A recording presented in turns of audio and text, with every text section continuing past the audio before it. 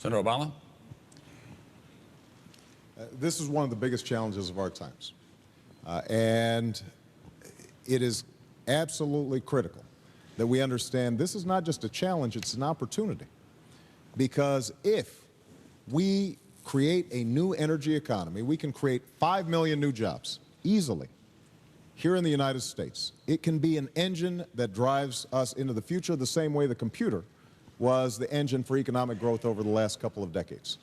And we can do it, but we're going to have to make an investment. The same way the computer was originally invented by a bunch of government scientists who are trying to figure out for defense purposes how to communicate, we've got to understand this is a national security issue as well. And that's why we've got to make some investments. And I've called for investments in solar, wind, geothermal. Contrary to what Senator McCain keeps on saying, I favor nuclear power as one component of our overall energy mix. But this is another example where I think it is important to look at the record. Senator McCain and I actually agree on something. He said a while back that the big problem with energy is that for 30 years, politicians in Washington haven't done anything. What Senator McCain doesn't mention is he's been there 26 of them. And during that time, he voted 23 times against alternative fuels. 23 times.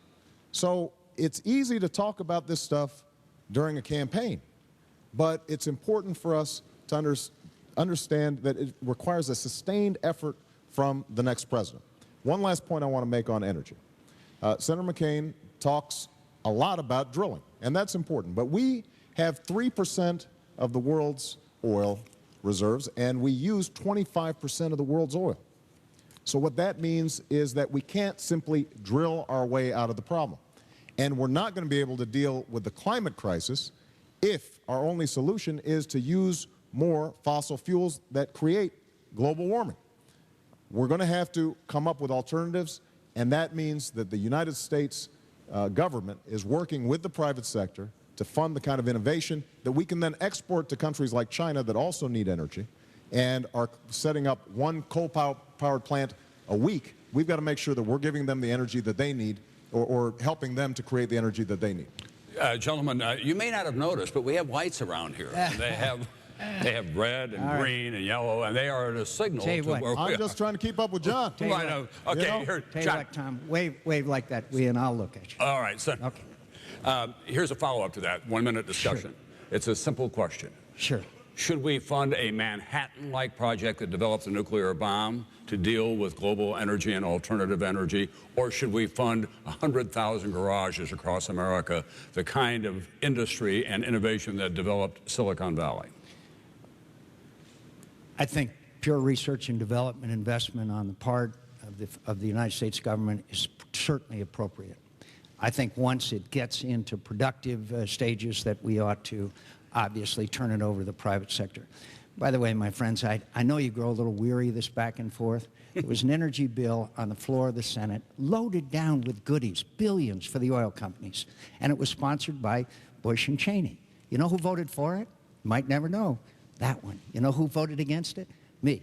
I have fought time after time against these pork barrel, these bills that come to the floor, and they have all kinds of goodies and all kinds of things in them for everybody, and they buy off the votes. I vote against them, my friends. I vote against them. But the point is also, on oil drilling offshore now is vital so that we can bridge the gap.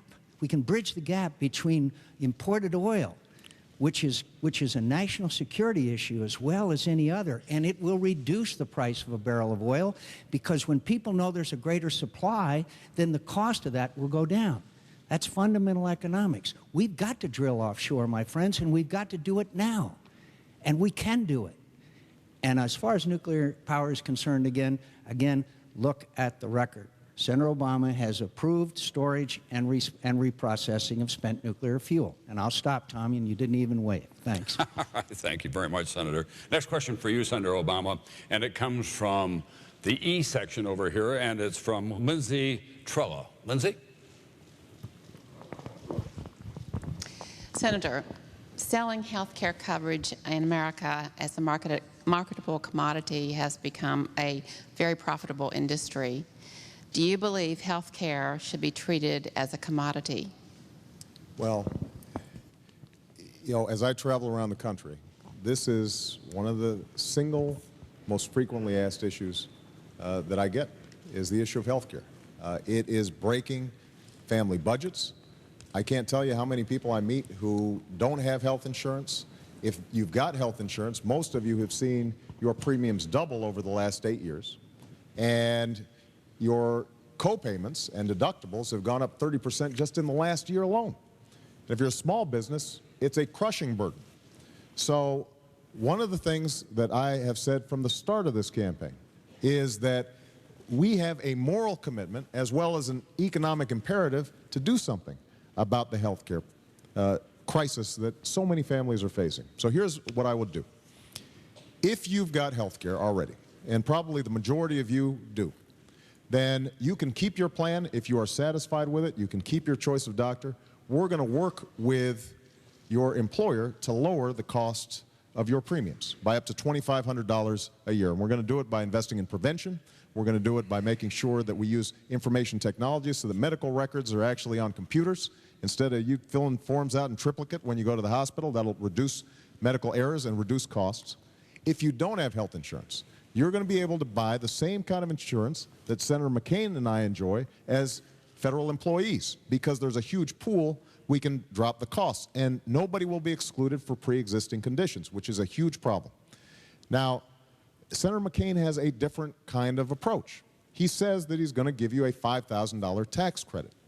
What he doesn't tell you is that he is going to tax your employer-based health care benefits for the first time ever. So what one hand giveth, the other hand taketh away. He would also strip away the ability of states to provide some of the regulations on insurance companies to make sure that you're not excluded for pre-existing conditions, or your mammograms are covered, or your maternity is covered. And that is fundamentally the wrong way to go. In fact, just today, business organizations like the United States Chamber of Commerce, which generally are pretty supportive of Republicans, said that this would lead to the unraveling of the employer-based health care system. That, I don't think, is the kind of change that we need. We've got to have somebody who's fighting for patients and making sure that you get decent, affordable health care, and that's something that I'm committed to doing as president.